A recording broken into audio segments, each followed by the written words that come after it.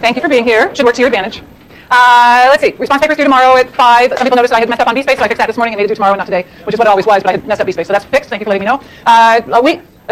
The way that I think, a week from today is the midterm. It's actually 2 weeks, but next week doesn't really exist in real time, or exists in real time, but not in UC time. So a week from today, plus one, is the midterm. So the review is going to be the Monday before the midterm.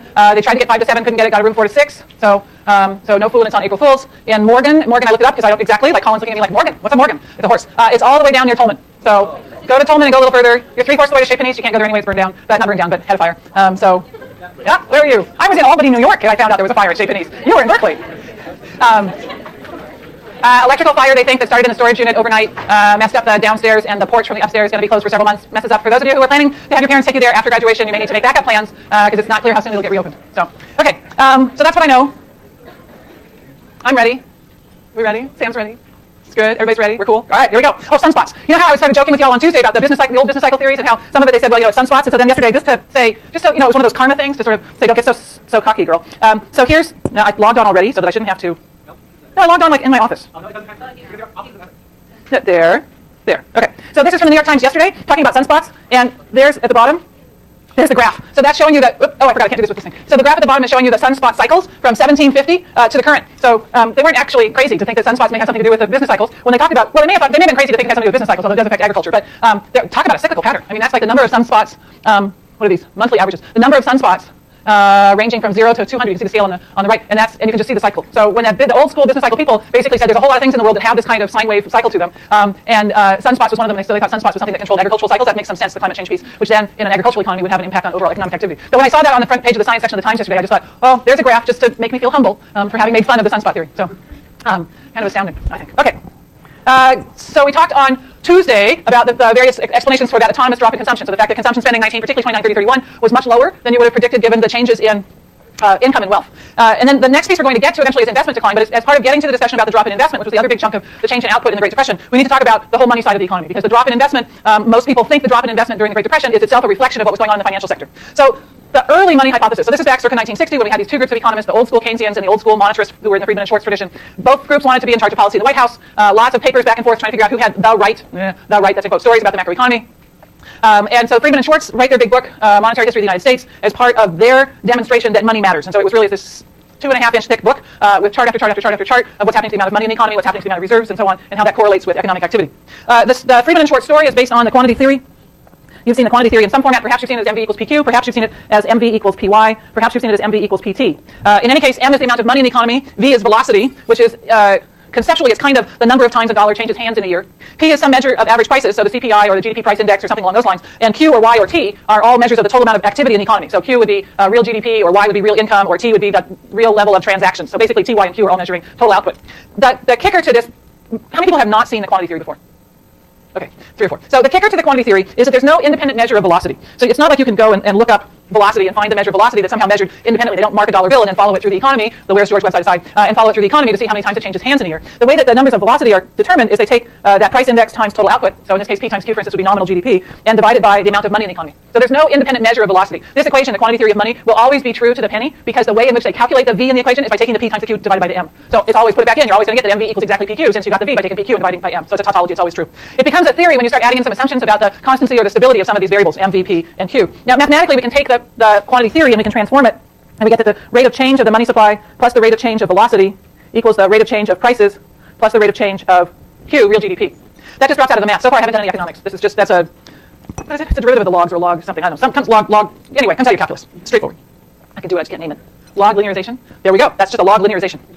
Awesome. Now I have a name for it. This becomes a theory when you start making assumptions. So for instance, if you assume that the rate of change of velocity is constant over time, so percent change V doesn't change, and if you assume, for instance, that the rate of change of output is constant in the long run or over time, then now I've got a story that says increases in the amount of money in the economy will impact prices. So if the percent change V is constant, percent change Q is constant, then the change in M is going to translate straight through to a change in prices. That's the basis of something that we're not using, because we skipped over a couple things, of the notion that hyperinflation is always and everywhere a monetary phenomenon. So if we're going to have hyperinflation, which the United States had during the colonial period, Revolutionary War period in particular, in the South during the Civil War, that's it for the United States.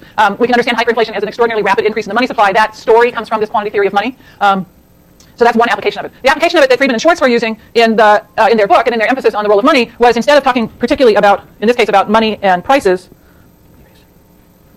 it was more to look at how the amount of money in the economy, how that affected the amount of output that was being produced. And then the story there if you are a strict monetary economist, so if you're one of these disciples of Friedman and Schwartz, and there still are people around who are strict monetary economists, macro money people, they don't tell a story that involves people making decisions that goes from the change in money to the change in output. So the really strict money guys will just say, look, it drops out of the equation. It obviously has to be true. That this percent change in M plus percent change V always has to equal percent change P plus percent change Q. If I make some assumptions about what's happening with prices and what's happening with velocity, then a faster rate of money growth is going to give me a faster growth of output. To get the story behind that, you turn back over to the Keynesian economists. So at least in the old school, you would turn back to the Keynesian economists and they would say, well, that's because the change in the amount of money in the economy, that reflects a change in, you could either do a story about interest rates or you could do a story about lending, and then that gets us to a change in investment spending because now more businesses are buying machines or constructing buildings. That gets more output produced, that kicks off multiplier effects round after round after round, that gets us the rise in output. So for Friedman only wanted to go from money to output. He didn't really care about what the channel was. He didn't care about the mechanism by which money affected output. Subsequently, there have been a lot of people who cared to try to figure out how is it that a change in money would show up as a change in the amount of output that's produced and therefore a change in the amount of jobs. Sam?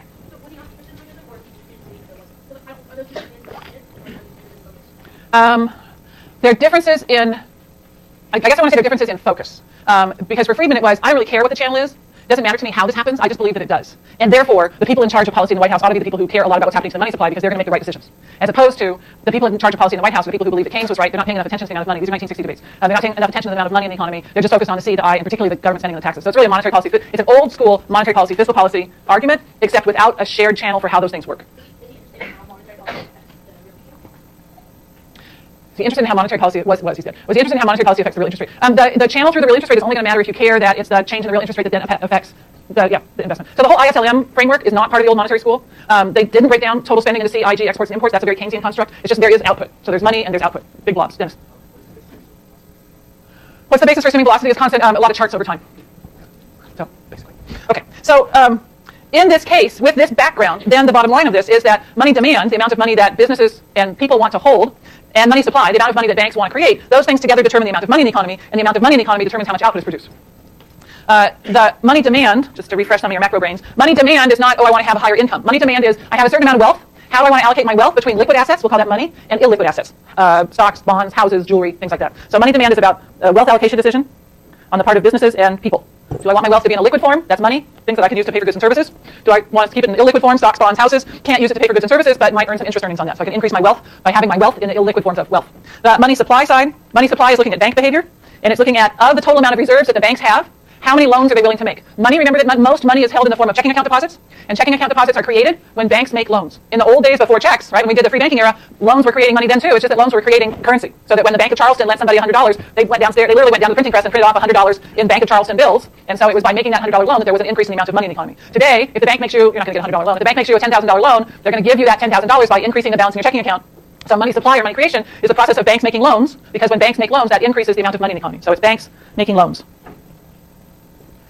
Combination of those two forces, how people and businesses want to hold their wealth on the one hand, and how many loans banks want to create on the other hand, those things together basically got a demand and a supply picture now, and those things are going to determine in equilibrium the amount of money in the economy.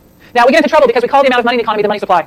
So we talk about what's the money supply. M1 is a measure of the money supply, and that's bad on the part of economists, but alas, that's what we do. But instead, we really should talk about the quantity of money. So we've got some downward sloping money demand curve, some upward sloping money supply curve from those two sets of forces. Together, those are going to determine some equilibrium amount of money in the economy, which, with apology, I must tell you, we tend to call the money supply, even though it's the equilibrium quantity of money. Yeah. No. So in some textbooks, we draw a vertical money supply curve, and the vertical money supply curve says that the Fed, once they determine how much reserves are, that the businesses will, the banks will lend all of those out and they'll push their excess reserves down to zero. But in fact, we know that banks don't always push their excess reserves down to zero. And so by having the upward sloping money supply curve, it's allowing for banks to not lend out all of their excess reserves and hold on to some of those excess reserves, which in fact they do. So in all likelihood, unless you've taken a true money and banking course, which we don't offer anymore, what you've seen is a vertical money supply curve. But for this work, the Friedman and Schwartz work, and anybody who's actually doing this, you need upward sloping money supply curve. Oh, there's a whole course that you could do on this. Yeah, it's like slide 2 out of 28. So yeah, it's okay. It's cool. All right. So Friedman and Schwartz had a very subtle argument about the Great Depression. So bringing us back to the Great Depression, their argument was that the amount of money in the economy, so the M and MV equals PQ, that the amount of money that was in the economy decreased because the money supply decreased. So going back to the picture on the previous page, Friedman and Schwartz are arguing that the decrease in the amount of money in the economy came about because of a decrease in the amount of money that banks were willing to create. So a shift to the left of the money supply curve. So the money fell because the money supply fell. That the Fed could have prevented the drop in the money supply. That the Fed had the power, this is their argument, that the Fed had the power in 1929 to prevent that drop in money supply, that the Fed failed to exercise that power, and therefore it was the Fed's fault that there was a Great Depression. And the argument is that the Fed could have forced banks to increase the amount of money in the economy. That is, they could have forced banks to make more loans if the Fed had simply increased reserves. That's the argument. So the amount of money in the economy falls because the money supply falls. So it's not as a result of a change in how people or businesses want to hold their wealth. It's a change in how many loans banks are willing to make. That decrease in the amount of loans that banks are willing to make came about because of a decrease in the amount of reserves in the banking system. That the Fed could have counteracted that by increasing the amount of reserves in the banking system. And when banks had more reserves, that the banks would have turned around and lent those reserves out, shifting the money supply curve back. The amount of money would not have decreased. Economic activity would not have gone down. Voila, we would not have had a Great Depression. So that's the old Fed argument. The implication of that is that the central bank is vital, that expansionary monetary policy is vital, that what we need during a recession is to have a central bank that is willing to increase the reserves of the banking system, because those increases in the reserve of the banking system will get translated into new money by banks making loans, and that new money will generate new activity. Now, all the stuff that you've heard in the last 3 years about the zero lower bound is not part of that conversation. I didn't mention interest rates at all, did I? I talked about reserves and loans, and therefore more money, and therefore more economic activity. So that's why back to Sam's question about, did they talk about interest rates? Not really, no. It's the direct channel from money to output. And so the fact that interest rates may have hit a zero lower bound, not part of the story. The fact that there may not have been people who were willing to borrow, not part of the story. It's all about the amount of reserves. Reserves translate to money. Money translates to economic activity. So the critiques of the money hypothesis, there's a theoretical point that the Fed can't force the banks to lend. The Fed can certainly increase the amount of reserves in the banking system, and we've seen the Fed do that in the last 6 years. But the Fed cannot go to a bank officer and say, Mr. Forbes, you are the loan officer of this bank. You must make loans. Right? We all wish they had. A lot of people back in 2008, 2009 wish that the Fed could go to the banks and say, you must start lending, but they don't have the legal authority to do so. We have independent businesses, right? The banks are not owned by the government, and they're not owned by the Federal Reserve. They're corporations. They're privately held corporations or publicly held corporations, but they're not government-run corporations. And the government and the Fed have no power to force them to make loans if they don't want to. So that's one point. The other point that's a criticism of the Friedman and Schwartz story, which was the Fed should have increased reserves, gets to what did the Fed see as their role in 1929, 1930. The Friedman and Schwartz story basically says the Fed should have jacked up the amount of reserves in the banking system. I'm going to say something. I'm sure there's a bet there. But now I'm nervous about what it is I'm supposed to say. But the Fed in 1929, 1930, instead their goal was to have a stable banking system. And they believed that having a stable banking system probably meant letting the weak banks fail. That the whole system will be better if you get rid of the riffraff. Let the weak banks fail. Let them die. What the heck? They were weak anyway. They were sickly. Let them go. Everything that's left will be better off. It'll strengthen the banking system if we let the riffraff, if we let the weaker banks fail. The Fed, remember, was created in 1913 in the wake of the Panic of 1907, and that their goal was to stabilize the financial system. There was no sense in 1929 that the Fed was responsible for output, for unemployment, not even really for prices so much. They were responsible for making sure the financial system did not once again implode. That we didn't want to have another financial crisis. We didn't have one until 2007. And that they thought that achieving that goal meant letting the bad banks fail. All right. All of this is the stuff like the last 3 slides. This is all like Friedman and Schwartz were talking in 1960. The critiques are all like 1970s, 1980s. And now we've got a whole lot of new work that's been done, particularly in the last decade, that goes back and looks at Friedman and Schwartz and looks at the Fed behavior to try to figure out if we can really get anything. We're going to take that really simple Friedman and Schwartz story, we're going to start breaking it apart and seeing if we can get some useful pieces out of that and figure out where are the useful pieces and where are the not useful pieces and what really was going on. So the first piece is to think about the difference between the illiquidity of the banks and the insolvency of the banks. This is also true for understanding Cyprus. Fabulous. Woke up this morning, the person on NPR this morning on Morning Edition was talking about Cyprus. I mean, it was like she had been sitting at that dinner Monday night with Professor Eichengreen with her microphone on. So if you want to know what Professor Eichengreen said at dinner Monday night, go to npr.org and listen to the report from Morning Edition today about Cyprus. And she said basically almost word for word everything that he said. So there you go. Same issue then, Cyprus, 2007-8, United States, around the world actually, and back here in the 30s, is are the banks illiquid or are they insolvent? If a bank is illiquid, it means that the assets they're holding are not liquid. The assets, it would take a whole lot of transaction costs. They lose a lot if they tried to convert those assets quickly into cash. So let's think about what the assets and the liabilities are in a bank. So the primary liability, well, you tell me, what's the primary liability of a bank? Deposits. So the primary liability that a bank has is its deposits. That's how much you have in your checking account plus how much everybody else has in their checking account. They may owe a little money on a building. They may owe a little bit here and there. But the bulk of their liabilities are the deposits. What about the assets? What are the assets of the bank? Loans. So a big chunk of the assets of the bank are loans. Another chunk of the assets is the cash that's in the vault. Oh, and one more piece. Reserves. So the balance that the bank has in its reserve account at the Fed, the United States, or in the European Central Bank, we're going to talk about Cyprus. The balance that the bank has in its reserve account at the clearinghouse, the Fed, that's its reserve balance, and that's one of its assets. It's one of the things that it owns. It's currently held at the Fed, but it's owned by the bank. And the sum of the assets, we'll call that total A, and the sum of the liabilities, if you take the value of the assets and you subtract the value of the liabilities, you get the net worth of the bank. Net worth greater than 0, you're rocking and rolling. Net worth less than 0, you're out of business. Right? So if your assets are more than your liabilities, you're good. If your liabilities are more than your assets, you're toast.